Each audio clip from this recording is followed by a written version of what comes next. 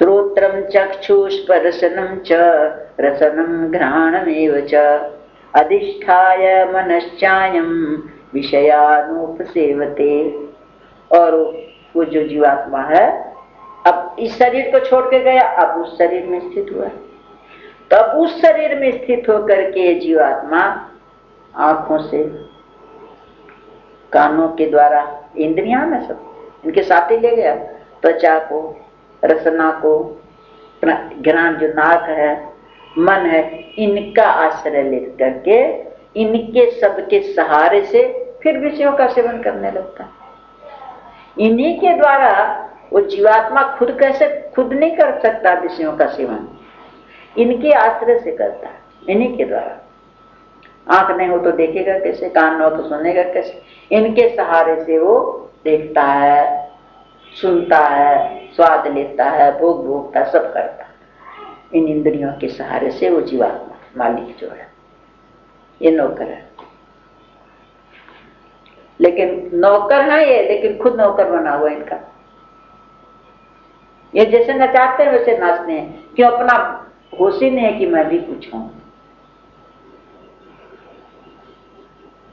उत्क्रामंतम स्थितम वापि भुंजानं वा गुणान्वितम विमूढ़ा नानुपश्यन्ति पश्यन्ति ज्ञान चक्षुषः। परंतु अर्जुन इस शरीर को छोड़कर जब जाता है तो जाते हुए को, या दूसरे शरीर में जब इस प्रवेश स्थित रहता है तो स्थित होते हुए को, और ये जो इसमें रह करके इंद्रियों के द्वारा जो सारे विषय भोग रहा है, भोगते हुए को भी, और जो सतोगुण, रजोगुण, तमोगुण है, इनके द्वारा जो बंधा हुआ है, तो इन गुणों से बंधे हुए को भी, युक्त हुए को भी अज्ञानी जन नहीं जानते। अज्ञानी जन तो जानते नहीं कि ये सब क्या है। केवल जिनके ज्ञान के नेत्र खुल गए हैं, जो जग गया है, जिनको विवेक हो गया है, वो इस तत्व को जानते हैं कि जीवात्मा को कोई बंधन नहीं है, ये परमात्मा का अंश है। ये अपने आप को भूल गया और इंद्रियों के द्वारा सब सेवन करते हुए मैं भोग रहा हूं ये मान रहा, अपना स्वरूप भूल गया। ये ज्ञानी लोग, विवेक जिनको हो जाता है, वो समझते हैं। कहते हैं ऐसा सूक्ष्म है, ऐसा सूक्ष्म ज्ञान है, यतन्तो योगिनश्चैनं पश्यन्त्यात्मन्यवस्थितं यतन्तोप्यकृतात्मानो नैनं पश्यन्त्य चेतसः। क्योंकि जो यत्न करने वाले योगी हैं, जो यत्न नहीं करते, समझते ही नहीं, जानते, उनकी तो बात छोड़ो, लेकिन जो समझ गए हैं, जान गए हैं थोड़ा बहुत, जो मनन करते हैं, निधिध्यासन करते हैं, अन्य जो यत्न करने वाले योगी जन भी अपने हृदय में स्थित आत्मा, कहीं बाहर तो है नहीं, कहीं परमात्मा को बाहर खोजने की जरूरत। बार बार गीता में भगवान अपने रहने का स्थान बताया। अपने भगवान जब ये कह रहे हैं कि जब सृष्टि की रचना करी तो तुम लोग सब खोए थे, लुका छिपी का खेल है तो सब तुम लोग छिपे थे, मैं सबको खोज खोज खोज खोज के बाहर निकाला, लेकिन अब मेरी पारी, अब मैं छिपता हूं, अब तुम खोजो। ये तो अपना खेल है।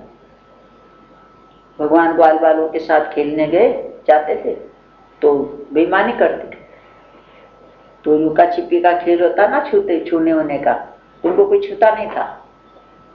बेईमानी करेगा क्या फायदा? तब बार बार आके बीच में कहते थे मुझको छुओ, मुझको भी छुओ, मुझको भी छुओ। तब सब कहते थे एक बार छू दो तो छिपेगा ना, फिर खोजेंगे नहीं, छुट्टी हो जाएगी थोड़ी देर के लिए। तो छू देते थे तो जाके पेड़ के पीछे छिप जाते थे। अब बड़ी देर तक तो खड़े खड़े सोचते थे कोई खोजे, कोई खोजे, कोई खोजे। अब कोई को कौन खोजा तो सोचते थे कि चलो छुट्टी हुई, वो अपना खेल में लग जाते थे। तो जब कोई नहीं खोजता था तो फिर आवाज लगाते थे, मैं यहाँ छिपा हूँ मेरे को खोजो, मैं यहाँ छिपा हूँ मेरे को यहाँ खोजो। तब भी कोई नहीं ध्यान देता था, तो हाथ में अपना पीठ पट ले करके पेड़ के पीछे से हाथ लगा लगा के ऐसे ही लाते थे, मैं यहाँ खुद छिपा हूँ मेरे को खोजो, मैं यहाँ छिपा हूँ मेरे को खोजो। इस तरह से भगवान सबके हृदय में छिपे हैं और सोचते हैं कोई खोजे मेरे को। पहले मैं सबको खोज लिया और सबके हृदय में छिपा बैठा हूं। चाहते मेरे को कोई खोजे, मेरे को कोई खोजे, कोई ध्यान ही नहीं देता। शास्त्र के द्वारा, पुराण के द्वारा, गुरु के द्वारा, सत्संग के द्वारा बताते मैं यहाँ हूँ, गीता के द्वारा, भागवत के द्वारा मैं यहाँ हूँ, यहाँ खोजो मेरे। अपना जगह बताते हैं, अपना स्थान बताते हैं, खोजने का उपाय बताते हैं, सब भगवान बताते हैं। तो कहते हैं कि बहुत लोग तो यत्न करते ही नहीं।